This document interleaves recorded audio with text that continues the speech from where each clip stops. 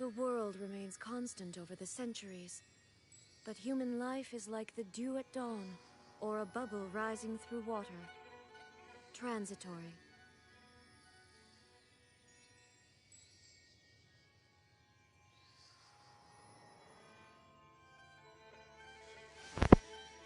Yo! What's up? Stream time? Let me just check my audio.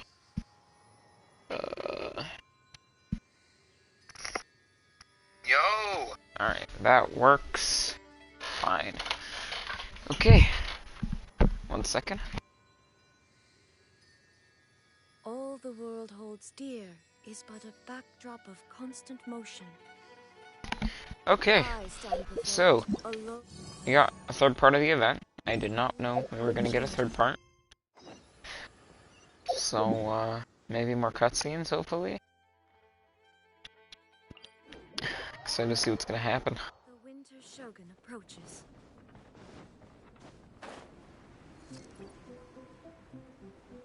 Alrighty. Let's go back to the campsite. Here we go. Traveler, Paimon. I suppose your story is ready. Yep. How about you? Do you need some more time? No need. I am also ready to tell my story. Paimon calls dibs. Paimon first! Please, go ahead. Okay, here goes. Once upon a time, there was an evil researcher who went into the mountains and did a crazy experiment on whopper flowers to transform their appearance. After a lot of This sounds kind of familiar. The whopper flowers finally took on a human form. Then they stood by the side of the mountain to wait for unsuspecting bypassers. To whoever spoke to them, they would ask some questions such as, "Who am I? Who are you?" If the bypasser got the wrong answer, the last sound they'd make would be a yelp before the whopper flower ate them alive in one That is bite. gruesome. Ooh, truly frightening. What the? You two aren't scared at all! Don't go nitpicking, okay? Didn't like the story, go write your own!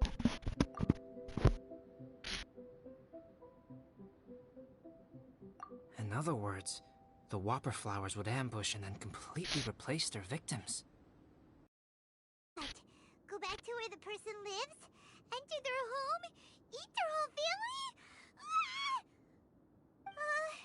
Paimon made up this story, but now Paimon's the one who's scared by it.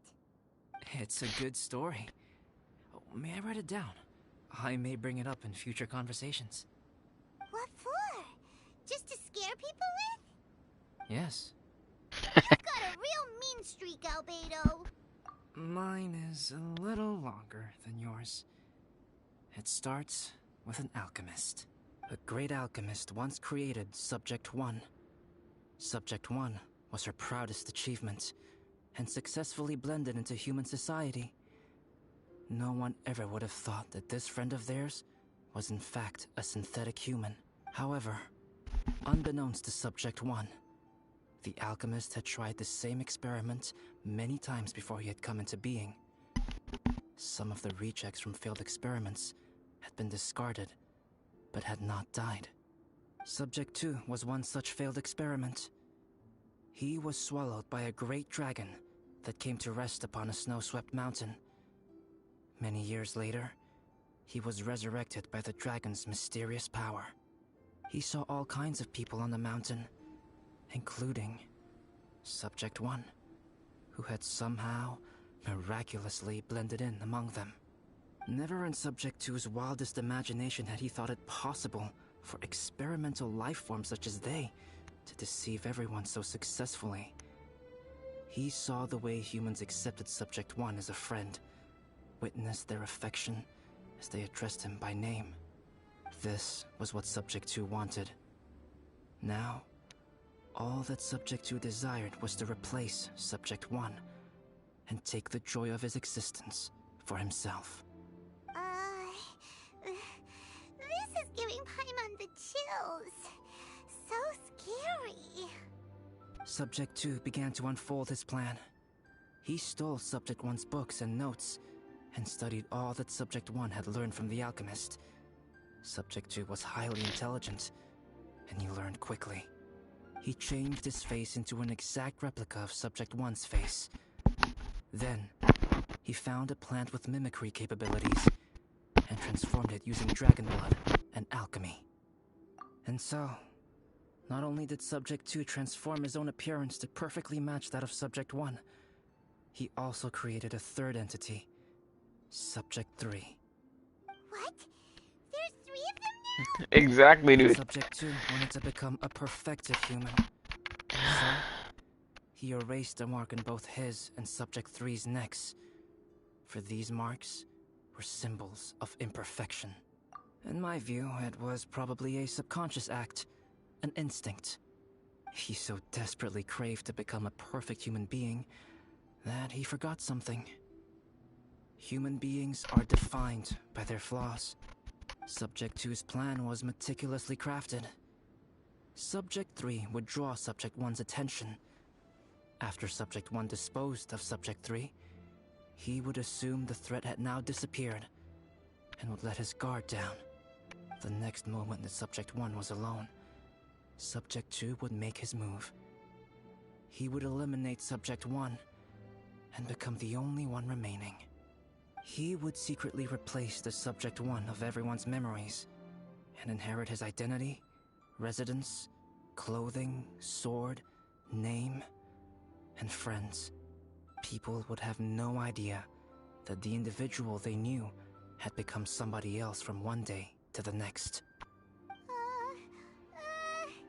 This is way too scary. Paimon's never gonna be able to trust anyone again. But just before Subject 2 could carry out his plan, a unique stranger entered the mix.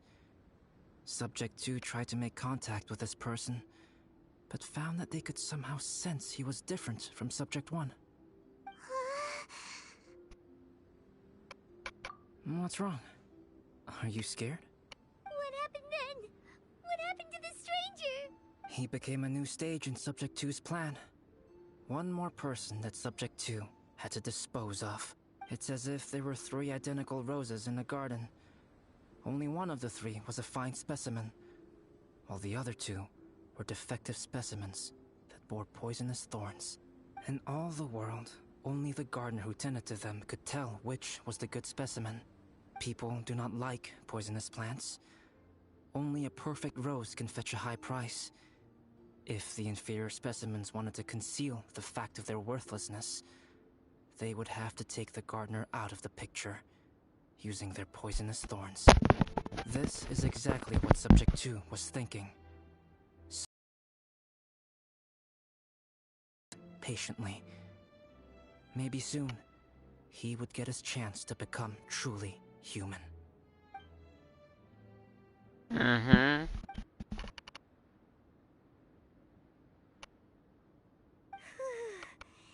That was intense!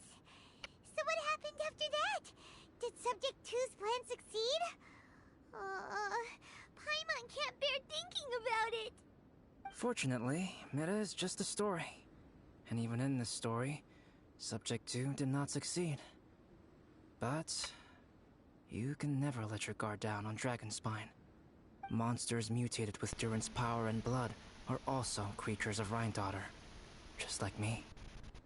You must beware of all such creatures. I'm glad to hear that. It's okay. I know what I am. You and I are both different, so there is no need for me to hide the truth from you. The only thing is that sometimes, when I think about how mighty the power of alchemy is, I feel so small. As beings who set foot in this world, how arrogant are we in desiring to control our destiny, and in desiring to create? Is creation an arrogant act, traveler? If not, why do we call the ones that created us and control us gods? If it is, then what qualifies us to call ourselves creators? How far must we take our reverence and respect, and what purpose does it serve? Nothing special. But whenever I think about it, I feel a twinge of grief. Poor Albedo. Hello? Traveler, are you here? Bamber. Hey, is that Amber? Thought we might find you here. We're here to deliver a message from Cyrus. There's gonna be a big event down at the base camp, and they want you there too, Traveler. Winter camp is nearing its end. Apparently, even provisional instructors are required to attend. Looks like we need to go, Albedo. Bye for now. Then I won't keep you. I have some things to attend to here, so forgive me for not seeing you down. Don't worry about it. There have been no issues getting up and down the mountain recently. Is everyone ready? Let's not keep them waiting. Okay. Let's go.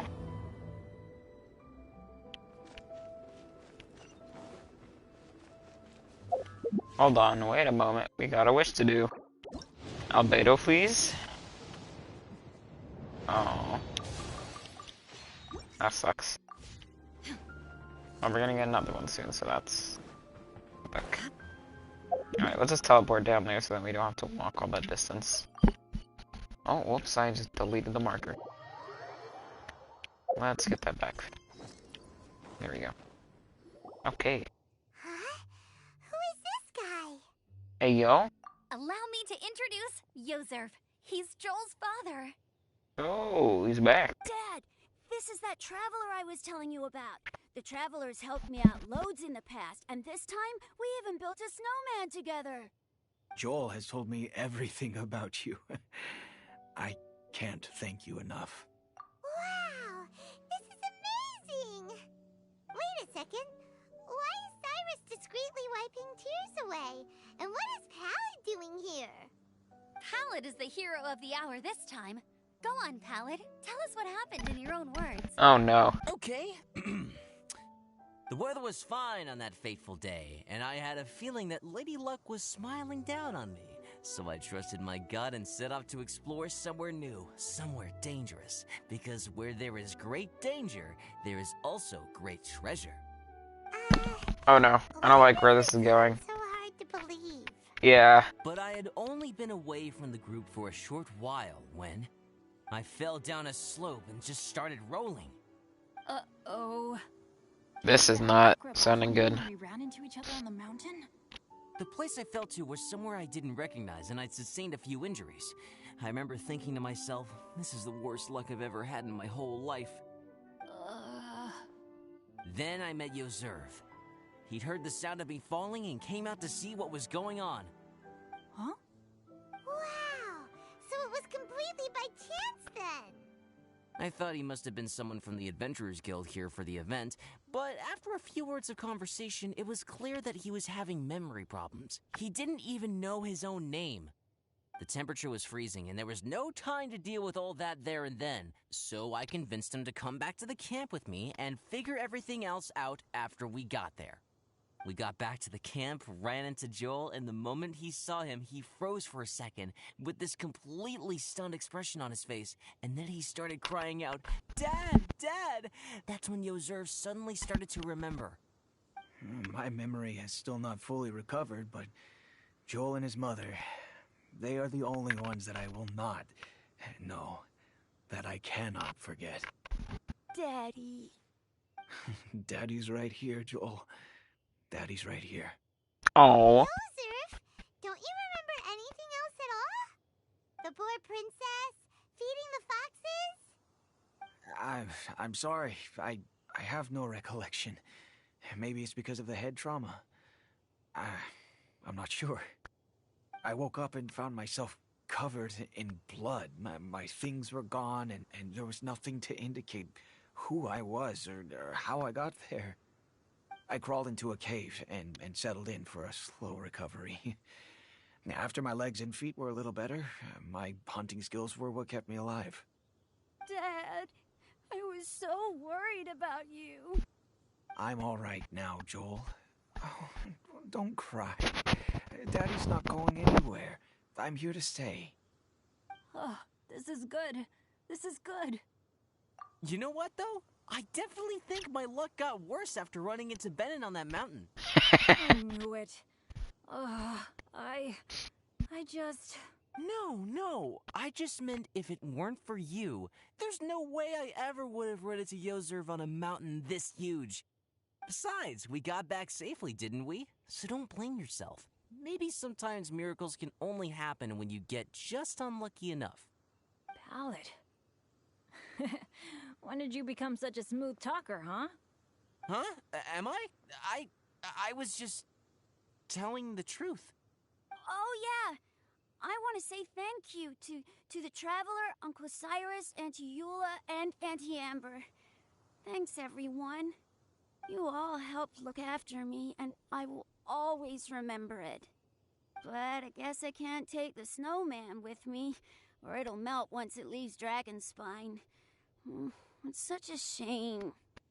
Oh, I can help with that. One moment. Huh? Eula? Here, take this. It's powdered rime. Just add it to your snowman, and it will never melt. Wow! Really? Oh, this is awesome! You're the best, Auntie Eula! Dad, I have an unmeltable snowman now! How cool is that? How can I ever repay you all? Thank you all. Thank you from the bottom of my heart. That shot. Dad, I want to go move the snowman. Can we do it now, please? Okay. I'll be leaving with Joel now. I'm sure I'll see you all another day. Very well, very well. It's time for Pallid and I to have another discussion concerning his breaches of adventurer discipline. Huh? But Cyrus, I think I kind of made up for my mistakes this time. Bruh. See you guys. Oh, I made this for you and Amber. Think of it as a winter souvenir. Aw, are you sure?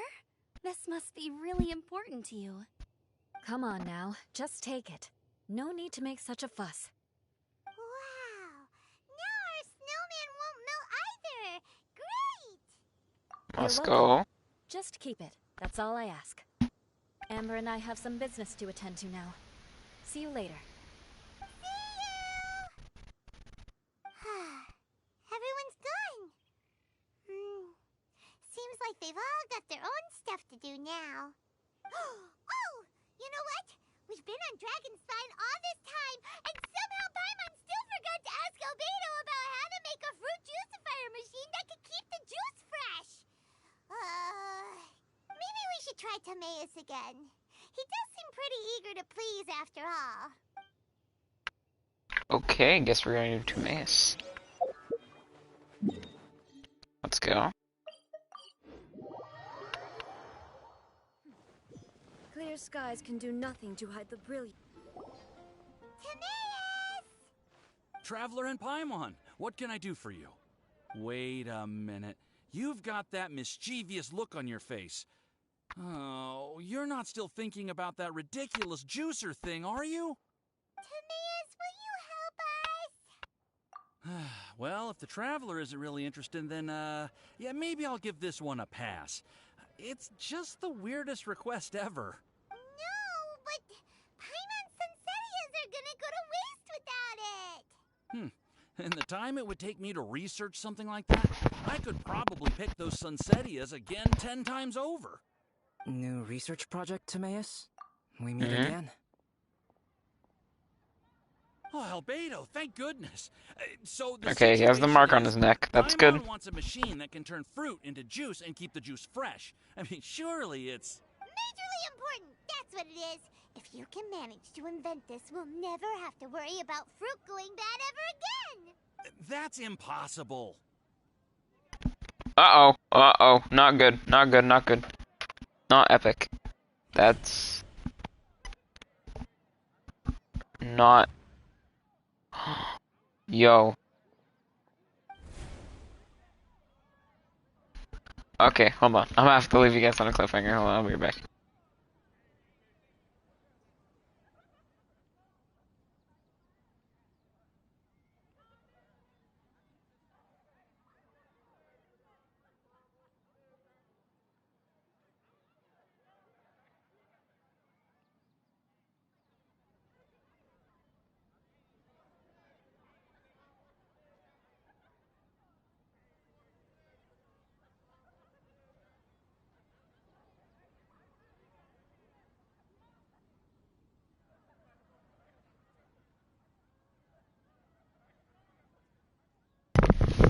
Okay, I am back.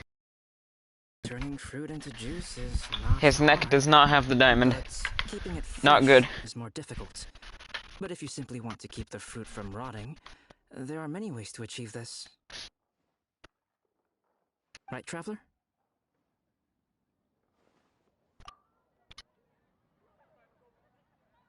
What about his neck? What's wrong? Is there something on my neck? From the look on your face, it's as if you thought I just played a practical joke on you that was in exceedingly poor taste. Albedo, you were saying, how do you stop fruit from going bad? This is saucy. Well, one way would be to bury your fruit on Dragonspine, where the snow never melts all year round. But then Paimon won't be able to eat them! You could always live on Dragonspine. No, too cold for Paimon. Or you can give the fruit to me, and I would take it to Dragonspine for you. But since you don't like the cold, you'd have to send someone else to pick them up when you want them. This is where you come in, Traveler. Suddenly sounds a lot more feasible with other people doing all the work. Okay then, shall we go with that idea? Fruit buried on Dragonspine will stay fresh for much longer. However, it is also possible that the fruit will sprout and grow into fruit trees. Who knows? Maybe the next time you visit, it will have grown into an orchard. You can water the trees, add fertilizer, and when they finally bear fruit, you will have some fresh sunsettias. No way! Then Paimon will have to be a gardener. That's not the goal here. Bruh. Oh? I don't think being a gardener is so bad.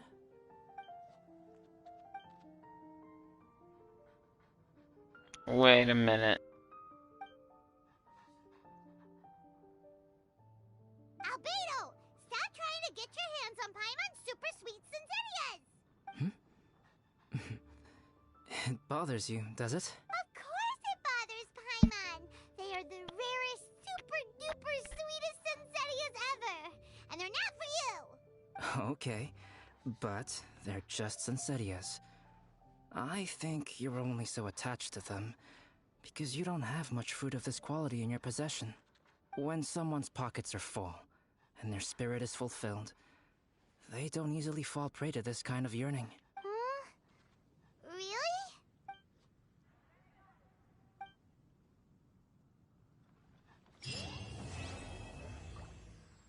What was that? That was weird. What was that with Albedo? And that's it? It just ends that fast? That was short. That was really short. Dragonspine is too cold for ordinary fruit trees to survive. But if, one day, Dragonspine did become home to gardens and orchards, there would be more reasons for people to visit. Perhaps a little life is the key to attracting people. Life may exist in all kinds of unfathomable forms, and in all manner of unthinkable environments. Mysterious, yet tenacious. Perhaps this is what makes life so special. That was a very cryptic quest. I don't know what happened. I'm gonna do a wish, and hopefully we get a 4-star Albedo. No, we don't.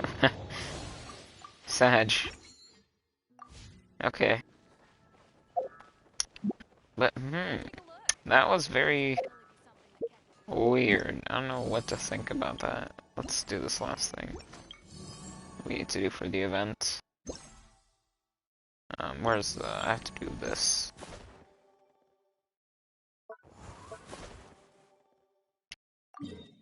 Gotta build one more.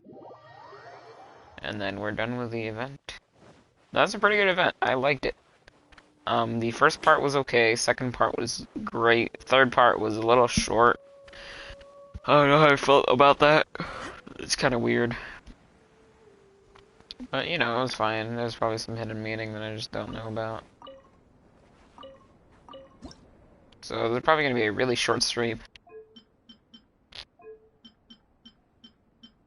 The Winter Shogun approaches.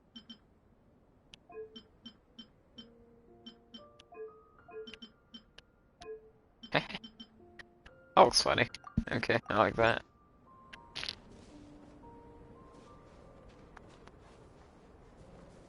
Let's change this one up a bit.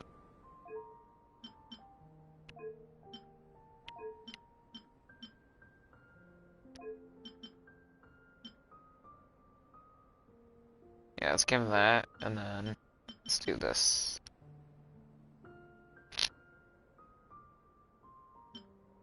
Or we could do this one. Oh, well, that looks nice. Do these eyes. Do that. Yeah, that looks nice. The snowman gang. Epic. Let's claim our last pieces. Coolio. Are these like taller ones now?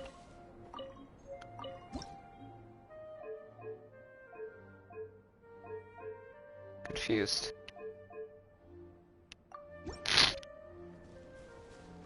Snowman torso. How do I change the torso? That's weird.